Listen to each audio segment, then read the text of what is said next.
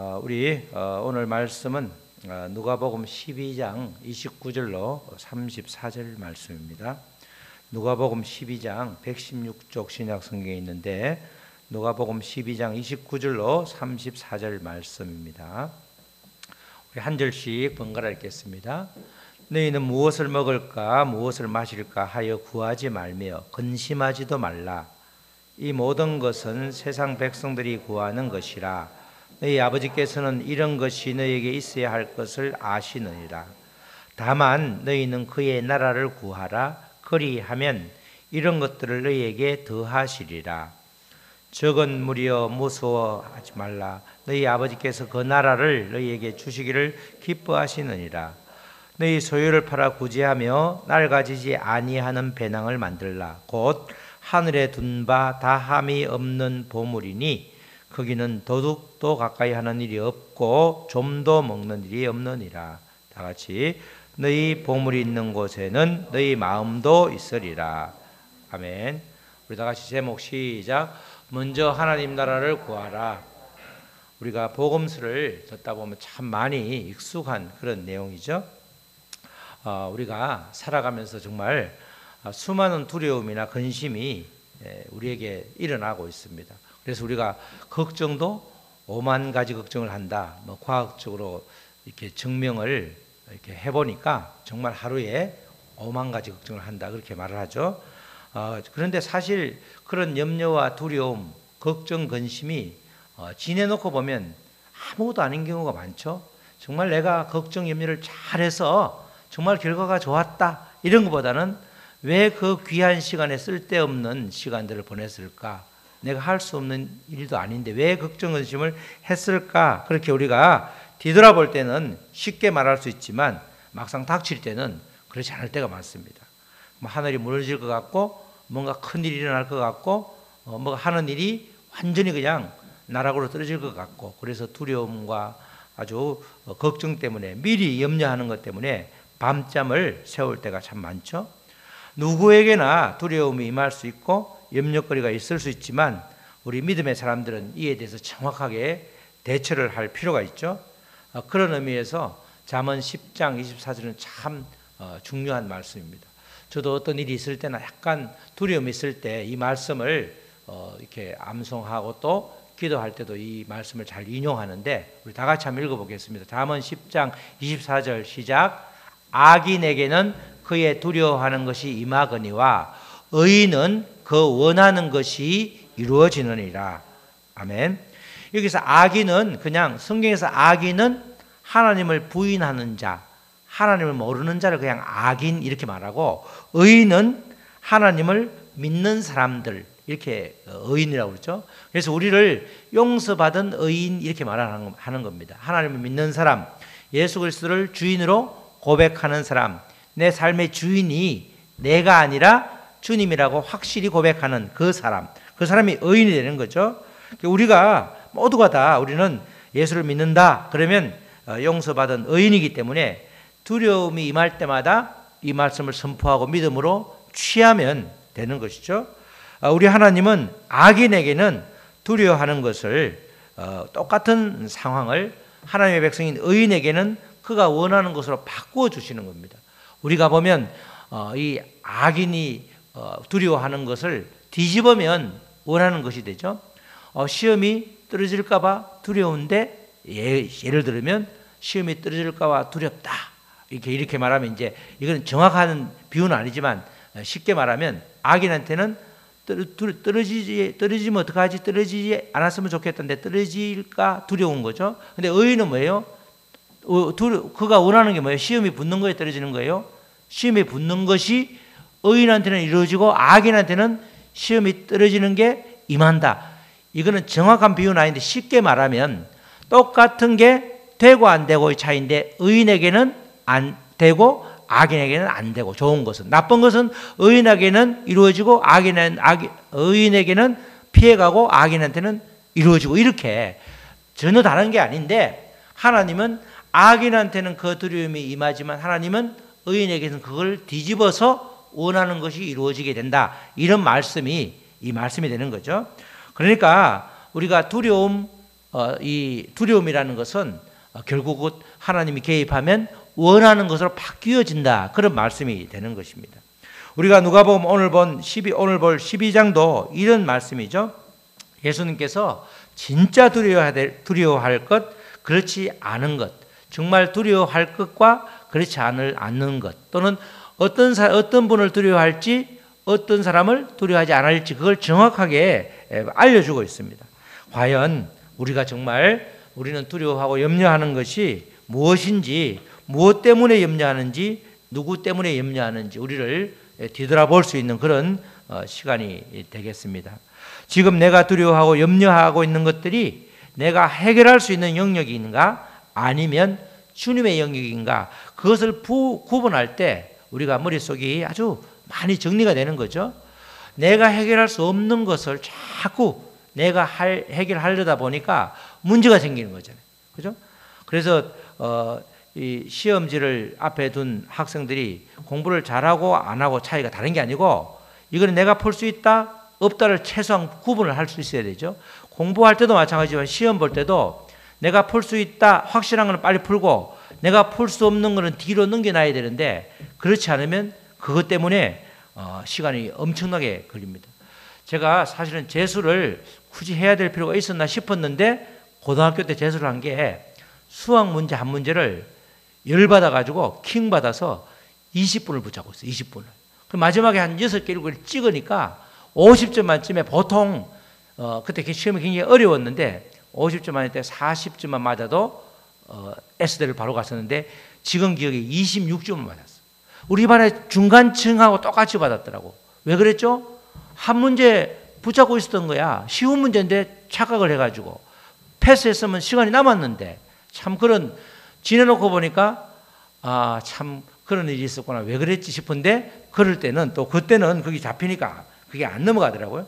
마찬가지로 우리도 내가 안고 있는 두려움, 내가 걱정하고 있는 염려가 없을 수는 없지만 전부 다 주님께 맡기면 너무너무 좋은 믿음이고 큰 믿음인데, 맡기지를 못하는 경우가 많으니까, 그럴 때도 이 문제를 내가 해결할 수 있는지, 이 염려거리를 내가 해결할 수 없는지, 그것만이라도 분별을 하면 우리 한결 생활을 할 때 정말 쉽게 편하게 할 수 있는 거죠. 그래서 우리가 정말 두려워할 것이 무엇인지 그걸 정확하게 깨닫는 시간도 정말 꼭 필요한 시간이 되는 겁니다. 두려움을 내어 쫓기 위해서는 근본적으로 오늘 말씀에서는 하나님이 누구인지를 분명히 알 필요가 있다는 거죠. 왜냐하면 두려움을 주관하고 내어 쫓는 분이 하나님이시기 때문에 하나님에 대한 이야기를 예수님께서 하고 있는 것입니다. 그래서 예수님은 가장 두려워할 분이 바로 하나님이시다, 그걸 정확하게 알려주고 있죠. 기껏해야 몸을 죽이는 사람을 두려워할 것이 아니라 죽음 이후 지옥에 던져넣는 권세를 가진 하나님을 두려워하라, 그렇게 말씀하십니다. 우리 누가복음 12장 4절 5절 말씀이죠. 내가 내 친구 너희에게 말하노니, 예수님께서 말하는 거예요. 몸을 죽이고 그 후에는 능히 더 못하는 자들을 두려워하지 말라. 사람을 두려워하지 말라는 거죠. 마땅히 두려워할 자를 내가 너희에게 보이리니, 곧 죽인 후에 또한 지옥에 던져넣는 권세 있는 그를 두려워하라. 지옥에 던져넣는 권세를 누가 가지고 있는 거죠? 하나님. 그래서 그분을 두려워하라. 내가 참으로 너희에게 이르노니 그를 두려워하라. 두 번이나 반복하는 거죠. 강조하고 있는 거죠. 정말 두려워할 분은 하나님이시다. 다른 것 때문에 염려나 근심하지 마라. 정말 하나님을 의식하면서 하나님을 두려워하라. 그분이 모든 만물을 주관하시기 때문에 그분을 두려워하라. 그렇게 예수님께서 말씀하시는 겁니다. 자, 우리가 놓치기 쉬운 부분을 아주 정확하게 알려주는 그런 말씀이죠. 우리가 하나님을 의식하는 것 대단히 중요하죠. 하나님을 의식한다, 하나님을 바라보라는 것은, 보니까 최근에 수요 예배 때 쭉 이렇게 말씀을 하다 보니까, 우리 하나님을 바라보라 그러면 좀 추상적이잖아요. 하나님을 바라보라, 하나님 사진을 그려놓고 바라본다, 하나님을 바라본다, 이렇게 우리가 딱 안 잡힐 수 있는데, 하나님을 바라보란 말은 하나님을 의식하라. 다른 말로 하면 하나님께서 언제나 나를 정말 갓 태어난 아기를 바라보는 엄마의 마음으로 나를 계속해서 지켜보는 거예요. 내가 잘하나 못하나 탁 심판하고 탁 이렇게 꾸짖으려고 이렇게 우리를 바라보는 것이 아니라 예수님께서는 계속해서 하나님께서는 우리가 정말로 다칠세라 넘어질세라 아주 우리를 그냥 24시간 계속해서 굉장히 그냥 아주 그 애틋한 마음으로 우리를 지켜주고 있는 거죠. 그것이 느껴지는 게 이제 느껴지면 우리가 예수님을 바라보는 거고 예수님을 의식하는 거란 말이죠. 우리가 예수님을 의식하는 것은 내가 이렇게 하면 예수님이 벌을 주겠지 이런 식의 의식이 아니라 정말 나의 모든 것을 감싸주면서 내가 설령 잘못해도 괜찮다 일어나라 이렇게 손 내미는 그 예수님을 우리가 생각하고 느끼는 것이 예수님을 바라보고 예수님을 의식하는 거죠. 예수님을 의식하게 되면 그분이 늘 나와 함께 하심이 믿어지기 때문에 실제로 우리가 죄에서 해방될 수 있는 거죠. 뿐만 아니라 더 나아가서 오늘 지옥 권세를 주관하는 그 하나님이시기 때문에 우리는 그냥 믿으면 천국 간다 그것뿐만 아니라 정말 지옥도 의식해야 된다는 겁니다. 죄로 인하여 심판을 받게 되고 그 결과 지옥에 갈 것이 분명하다 그러면 정말 지옥 그러면 나하고 상관이 없다 이렇게 생각할 것이 아니라 믿음 생활을 제대로 못하게 되면 내가 하나님이 주관하시는 분이 천국도 주관하시지만 지옥도 주관하시기 때문에 하나님을 바라보면서 정말 죄를 짓지 않으려고 노력을 해야 된다. 하나님을 의식한다 이 말하고 마찬가지로 반대로 지옥을 의식한다. 그것도 우리가 생각을 해라는 겁니다. 죽은 후에 지옥에 던져넣는 권세가 바로 하나님께 있기 때문에 우리들은 사람을 두려워할 것이 아니라 오직 하나님 한 분만을 두려워해야 된다. 이렇게 예수님께서 강조하고 있죠. 우리가 하나님을 의식한다 이건 쉬운데 오늘 말씀처럼 지옥에 던질 권세 있는 분이 누구신가? 하나님이신데 그런 부분에 대해서는 우리가 싹 빼기 때문에 이렇게 말씀이 나와 있지만 이런 말씀이 있었나? 그저 우리가 다시 생각할 수 있는 그런 부분이죠. 나아가 우리는 마찬가지로 만물을 주관하신 하나님께 염려 또한 맡겨야 되는 거죠. 예수님께서는 사람들이 하는 수많은 염려들이 아무런 소용이 없음을 세 가지 비유를 들어서 이야기를 하고 있습니다. 오늘 우리가 읽었던 본문 바로 앞에 보면 까마귀 또는 백합화 이름 없는 들풀조차도 하나님께서 개입하시기 때문에 우리가 까마귀 맛도 까마귀도 백합도 이름 없는 들풀보다도 우리가 훨씬 더 하나님께서 귀하게 여기기 때문에 이런 미물조차도 하나님께서 책임져 주시는데 왜 걱정 근심을 하느냐? 걱정 근심하는 대부분이 먹고 입고 자고 의식주에 대한 걱정이 많으니까 그런 걱정은 이제 좀 하지 마라 이렇게 말하는 거죠. 그중에 이 세 가지 비유 중에서 다 비슷비슷하니까 까마귀에 대한 비유의 말씀이 12장 24절 26절 말씀이죠. 까마귀를 생각하라. 심지도 아니하고 거두지도 아니하며 골방도 없고 창고도 없어대.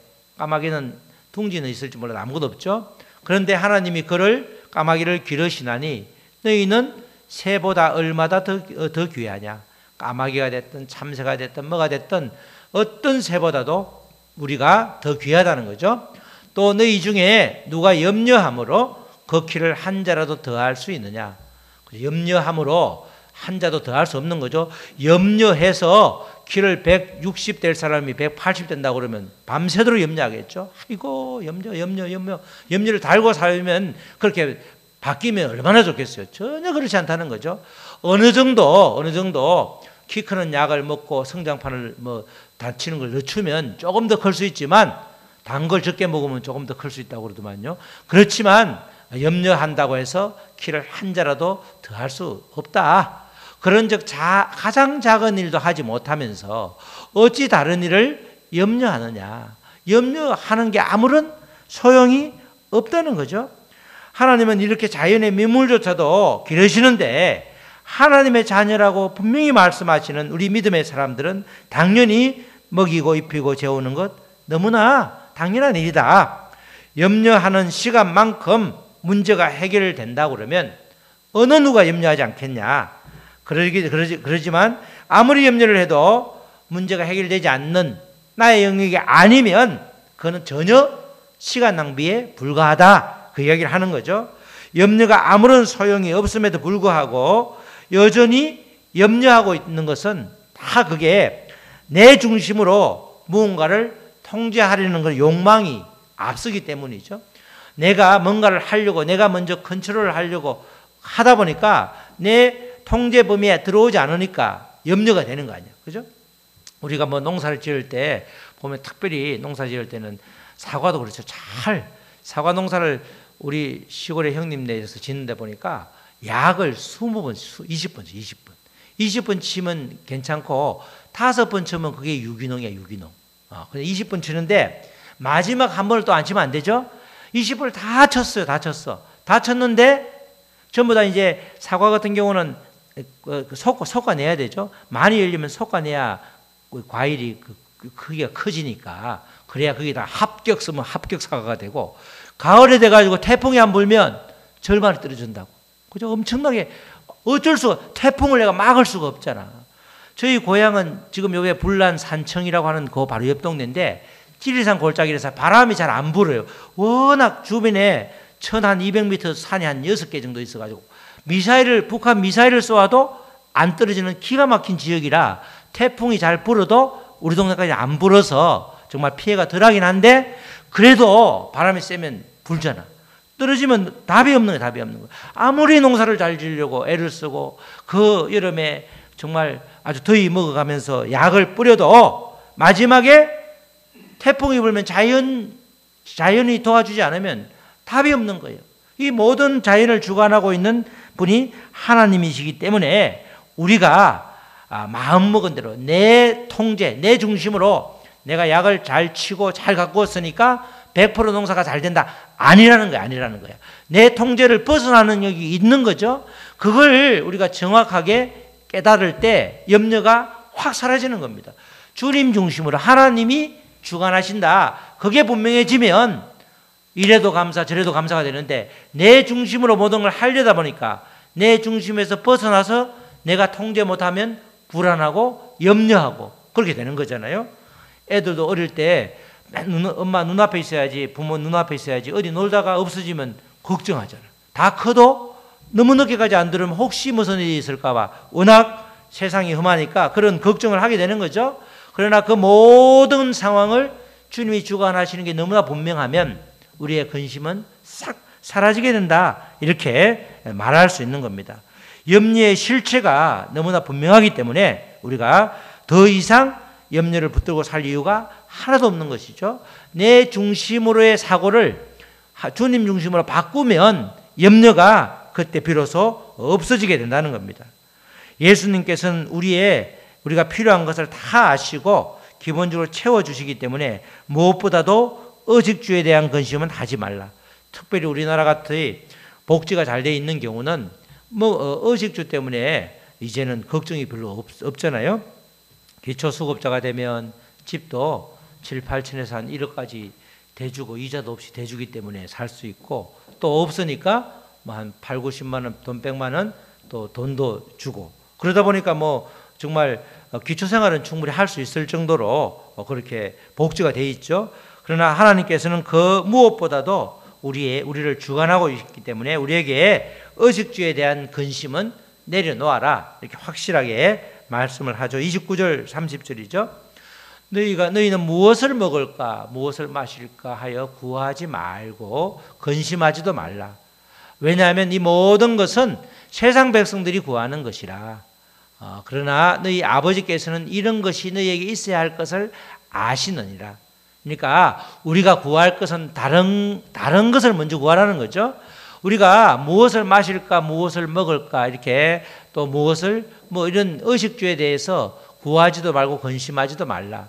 하나님께서 책임져 주신다는 거죠. 덜풀도 까마귀도 백합화도 책임져 주신 그 하나님이 하나님의 백성을 책임져 주지 않겠냐? 당연히 책임져 준다. 그러면서 이 전능하신 하나님께서 우리가 하기를 원하는 것을 31절에서 말씀해 주고 있죠. 진짜 구해야 될 게 뭔가? 우리 31절 다 같이 시작. 다만 너희는 그의 나라를 구하라. 그리하면 이런 것들을 너희에게 더하시리라.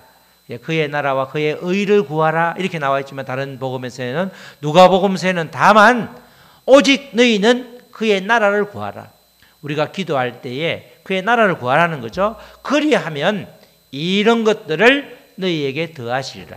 그리하면 의식주에 대한 것들은 당연히 그의 너희에게 덤으로 주겠다는 거죠. 아무것도 구하지 말라는 거 아니고 그의 나라를 구하는데 전심전력을 해라. 그러면 필요한 것들은 내가 책임지니까 전혀 염려하지 말라. 이렇게 말씀하시는 겁니다. 자, 여기서도 하나님의 나라를 구하라 참 우리가 많이 말하는데, 하나님의 나라를 구한다는 정확한 의미가 무엇인가? 하나님의 주권에 먼저 복종하고 하나님이 우리를 주관하고 있음을 믿고 복종하고, 또 앞으로 오실 예수님의 재림을 기대하면서 오늘 우리가 힘닿는 데까지 우리가 가진 것들을 이 땅이 아닌 하늘에 쌓아두라. 그런 뜻이 되는 거죠.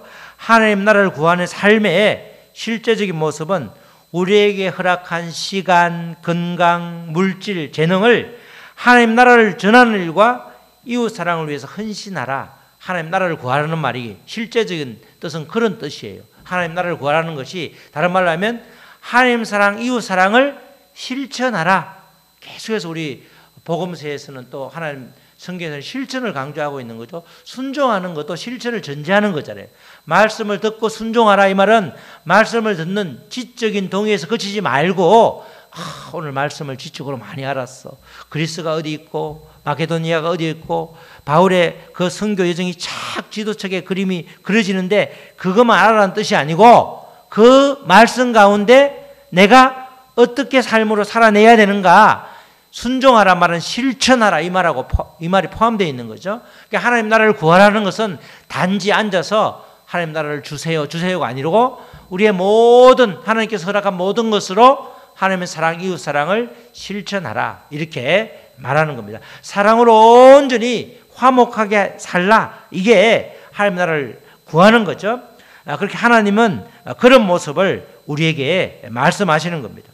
그러니까 하나님의 나라를 구하는 것이 추상적인 것도 아니고 거창한 것도 아니고, 주님께서 허락하신 우리가 각자 속해 있는 삶의 자리에서 사랑을 실천하는 것, 그게 하나님 나라를 구하는 것이라는 거죠. 그러면 계속해서 우리는 흘려보내는 통로이기 때문에 하나님 계속해서 주시는 것이잖아요. 쌓아두면 썩지만, 그죠? 음식물도 보면 아주 귀중하다 싶어서 먹으려고 냉장고 깊숙이 넣어놓으면 몇 달 지나서 발견하고 그때는 이미 냉장고도 썩는 경우가 있더만요. 그죠? 냉동은 모르겠는데 냉동은 맛이 좀 없어지는 것 같고 냉장은 좀 썩는 경우도 있다면, 오래되면 그거 다 아끼다가 결국은 뭐 되는 거죠? 흘려보내면 정말 고맙다고 생각하고 정말 필요를 채우는 다른 사람들에게 도움이 될 텐데, 그렇지 않으면 아무런 의미가 없고 그냥 쓰레기가 된단 말이죠. 예수님은 이같이 하나님 나라를 구하는 실제적인 삶을 다시 한번 이제 32절 34절에 한 번 더 이런 것이 하나님 나라를 구하는 실제적인 삶이다 보여주고 있는 거죠. 저 건물이여 무서워하지 말라. 너희 아버지께서 그 나라를 너희에게 주시기를 기뻐하시느니라. 하나님은 하나님 나라를 우리에게 주기를 너무너무 기뻐하는 거예요. 우리가 사랑으로 실천하는 걸 너무너무 좋아하시는 거죠. 그러면서 하는 소리가 너희 소유를 팔아서 구제하여 낡아지지 아니하는 배낭을 만들라. 배낭은 우리가 이 땅에 있는 배낭은 오래되면 다 고물이 되고 낡고 찢어지는데, 낡아지지 아니하는 배낭, 그게 뭐냐? 곧 하늘에 둔 바 다함이 없는 보물이니, 끝이 없는 보물이니 하늘의 보물 창고에 쌓아두라는 거죠. 여기서 사랑으로 베푼 그 모든 것은 하늘 보물 창고에 그대로 쌓인다는 거예요. 없어지지 않고 우리가 마치 회계에서 대변 차변 나누어서 균형을 이루듯이 이 땅에서 베푼 것은 하늘나라에 그대로 똑같이 더 이상으로 쌓인다는 거예요. 거기는 도둑도 가까이 하는 일이 없고 점도 먹는 일이 없느니라. 너희 보물이 있는 곳에는 너희 마음도 있으리라. 그죠? 너희 보물이 있는 곳에 너희 마음도 있으리라. 정확하게 말씀하시죠. 이 말이 바로 하나님 나라의 실제적인 모습, 우리가 해야 될 실천적인 그런 구체적인 우리가 어떻게 행해야 되는가 그 이야기를 이렇게 다시 한번 반복해 주고 있는 것입니다. 더 이상 염려하고 무서워하는 데 시간을 쓰지 말고 하나님은 하나님 나라를 주시는 걸 기뻐하기 때문에 우리는 하나님 나라를 누리는데 온 힘을 쏟아라, 그렇게 말씀하시는 겁니다. 구체적이고 실천적인 방법으로 소유에 집착하지 말고 오히려 그것을 구제함으로써 그거 우리에게 주신 것들로 모든 자원을 가지고 구제함으로써 하늘의 보물을 쌓아두라. 없어지는 것처럼 보이지만 우리는 내가 가진 것이 없어지는 것처럼 보이지만 그게 주님의 것이기 때문에 없어지는 것이 아니라 그대로 하늘 보물 창고에 쌓인다는 거예요. 나도 모르는 사이에 차곡차곡 쌓여서 하나님 나라 갈 때 세상에 네가 쌓은 보물이 이 정도다, 창고문을 확 열어주는데 생각지도 않았던 것들이 가득가득 쌓여있고 어떤 사람들은 엄청나게 베푼 것 같은데 텅텅 비었다. 텅텅 비운 거는 뭐예요? 내 걸 베푼 거고, 하늘나라의 창고에 가득가득 쌓인 그 사람은 하나님 것을 흘려보낸 거고, 똑같은 물질이 있는데 내 것을 흘려보내면 쌓일 게 없고 하나님 것을 흘려보내면 계속해서 다함이 없는 보물이 된다, 이렇게 말하는 거죠. 이렇게 이 땅에서 구제하는 것이 낭비가 아니라 그대로 하늘 창고에 쌓이는 것이다, 이렇게 우리 생각이 바뀌면 우리의 행동도 뒤바뀌게 되는 거죠. 바뀌게 되는 겁니다. 이제까지는 전부 내 힘을 했지만 이제 하나님께 주신 것으로 이렇게 베풀고 흘려보내면 그것을 하늘 보물창고에 쌓이기 때문에 우리의 생각이 바뀌면 우리의 행동도 삶도 완전히 바뀌게 되는 겁니다. 내 것이라고 생각하니까 움켜쥐고 있어야 되고, 그것을 잃어버리면 너무너무 힘들고, 그죠? 내 것이니까. 또 너무 많으면 도둑이 될까 봐 걱정이 되고. 여러분들 도둑이 될 정도로 걱정된 사람은 다행히 우리 교회는 없죠? 너무 없죠. 저도 없는데, 정말 많은 사람은 도둑이 올까 봐 걱정을 많이 하죠? 그게 보면 그 담장에도 전기줄하고 우리가 상상 이상으로 보안 조치를 하더만요, 보니까. 그래서 가장 안전한 우리는 하늘나라에 쌓아두기 때문에 그게 가장 안전한 거예요. 우리에게 주신 모든 것들을 하늘나라에 쌓아두면 그게 가장 안전하다. 좀도 없고 도둑도 없고. 우리가 이 쌀이나 이런 것도 보니까 저도 잘 몰랐는데 비닐에 쌓아놓으면 안전할 줄 알았지만은 우리 이영애 권사님이 비닐에 오래 쌓아놓으면 그게 쌀 맛이 없고 상한다고 그러더라고. 시골에서 쌀이 올 때, 도지가 올 때 비닐에 쌓아서 오거든. 왜냐하면 그래서 비닐에 쌓아두는 걸 풀을 생각을 전혀 못했는데 그 이야기를 하시더라고. 그래서 우리는 왜냐하면 이 땅에 있는 아무리 귀한 것도 아무리 잘 보관해도 다 상하고 녹이 쓸고 그렇게 부패하게 돼 있단 말이죠. 그러나 하늘나라에 쌓아둔 것은 절대로 그럴 일이 없다. 그러니까 하늘나라에 쌓아두는 게 가장 수지 맞는 거다, 이렇게 말하는 거죠. 예수님은 우리의 보물이 있는 곳에 마음이 있다, 이렇게 말씀하시죠. 우리가 정말 우리가 어디든지 내가 도와준 사람이 있으면 그 도와준 그 사람이 잘 되는지 못 되는지 늘 관심을 갖잖아. 기도하게 되잖아. 그죠? 내 물질을 흘려보낸 곳에 우리가 개척교회에 어디 물질을 흘려보냈다 그러면 그 교회가 성장하는지 잘 되는지, 이 성장한다는 소리 들으면 마음이 좋은데 그렇지 않다고 그러면 마음이 힘들 때가 있잖아. 그죠? 마찬가지로 우리가 보물이 있는 곳에 늘 마음이 있다는 말씀이, 그래 우리가 보물을 하늘나라에 쌓아두면 늘 하늘나라를 생각할 거 아니야. 내가 이제 갈 하늘나라인데 보물이 많이 쌓여 있겠네, 기대하면서 기도하면서 기다리게 된다는 겁니다. 이 땅 위에만 소망을 두는 것은 아주 어리석은 짓이다, 이렇게 말씀하시는 거죠.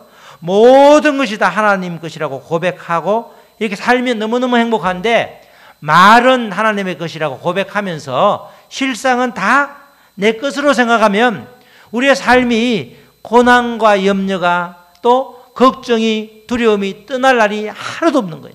마음 편할 날이 하나도 없는 거죠. 다 내 것인데 하나님 것을 내 것이라고 말하니까 그렇게 살면 우리의 인생이 피곤하다는 겁니다. 예수님은 이런 태도가 어리석다라고 말씀하시면서 이 땅 위에서 잘 살 수 있고 염려도 모두 날려버릴 수 있는 방법, 바로 하늘의 보물창고에 쌓아두는 것, 하나님 사랑, 이웃 사랑을 실천하는 것, 하나님의 나라를 구하는 것, 그것에 목숨을 걸라는 겁니다. 그러면 나머지는 전부 다 하나님께서 책임져 줄 테니까 그 아주 그런 하나님을 우리가 알고 나아갈 때 우리는 정말 하루하루가 천국을 누릴 수 있다는 거죠. 우리 사랑하는 성도 여러분, 우리는 누구를 두려워해야 하는지를 분명히 해야 됩니다. 우리의 몸을 죽이는 것은 그 어떤 것도 두려움의 대상이 아닙니다. 우리의 몸이 죽은 후에 지옥으로 보낼 권세를 가진 하나님만이 오직 두려움의 대상이라는 것입니다. 그 하나님께서 우리들을 하나님의 자녀로 삼아주셨죠. 그러면서 가장 먼저 하나님의 나라를 구하라 그렇게 명령하십니다. 하나님 사랑, 이웃 사랑을 실천하라, 삶에서 실천하라 이렇게 명령하는 거죠. 하나님 사랑, 이웃 사랑, 이웃 사랑이라는 나 이외의 모든 사람이 이웃이 되는 거죠. 당연히 가족으로부터 시작해서 내가 있는 공동체의 모든 사람을 위해서 기도해주고 사랑으로 섬기라 이런 뜻이 되는 거죠. 주님이 주신 것으로 이 땅 위에 쌓아둘 것이 아니라 하늘 보물창고에 쌓아두라 이렇게 말씀을 하십니다. 하나님은 한결같이 우리들을 각자 주님의 통로로 쓰임받기를 원하고 계속해서 부어주기를 원하시는데 우리가 그 통로를 막아버리면 하나님께서는 어찌할 수 없이 안타까운 마음으로 우리를 지켜볼 수밖에 없는 것입니다. 내가 중심이 되어 내가 가진 것을 통제하고 관리하려니 염려가 생기고 두려움이 일어나는 것입니다. 두려움의 실체는 내 중심으로 사는 그것이 두려움을 불러일으킨다는 거죠. 하나님 중심으로 살아야 되는데 주님으로 고백하면서 실제로는 나 중심으로 살다 보니까 모든 것을 내가 통제하려다 보니까 두려움이 생기고 근심이 생긴다는 것입니다. 주님 중심으로 살아가면 모든 것을 책임져 주시는 주님이기 때문에 우리는 염려할 것도 두려워할 것도 없어지게 되고 사라지게 된다는 것입니다. 계속해서 염려를 이고지고 살 것인지 염려를 주님께 맡기고 하늘 창고에서 계속해서 보물을 쌓을 것인지는 오로지 나의 선택에 달려 있는 것입니다. 가장 먼저 하나님 나라를 구함으로써 이 땅에서 잘 살 수 있는 기회를 단단히 붙잡고 또 매일매일의 삶이 하늘나라의 삶이 되기를 주님의 이름으로 축원합니다. 아멘. 우리 말씀 붙들고 기도하시겠습니다. 정말 하나님 나라를 구하는 우리가 될 수 있도록 도와주시옵소서. 하나님 나라는 멀리 있는 것이 아니라 정말 하나님의 사랑, 이웃 사랑을 실천하는 그것이 바로 하나님의 나라입니다. 하나님의 염려 근심을 아버지 붙들어매게 하시고 나 중심이 아니라 주님 중심으로 완전히 생각을 바꿀 때 우리 행동도 그렇게 바뀌게 하여 주시옵소서. 우리 다 같이 소리내어 기도하시겠습니다. 하나님 아버지 감사합니다. 정말 백합화도 이름 없는 들풀도 아버지 까마귀도 참새도 아버지 주님의 허락 없이는 떨어질 수 없고 또 주님이 아버지 그들을 친히 먹이고 살리고 키우십니다. 그러나 하물며 아버지 그 어떤 미물보다도 아버지 귀하게 여기는 하나님의 자녀인 우리들인데 하나님께서 당연히 책임져 주신다. 너무나 당연한 말씀이십니다. 그러나 그 당연한 말씀을 우리는 아버지 까마득히 있고 내가 중심이 되어서 어떻게든 아버지 힘써보는 우리의 모습들이 아버지 주님 보시기에는 아버지 아름답지 못함을 아버지 고백합니다.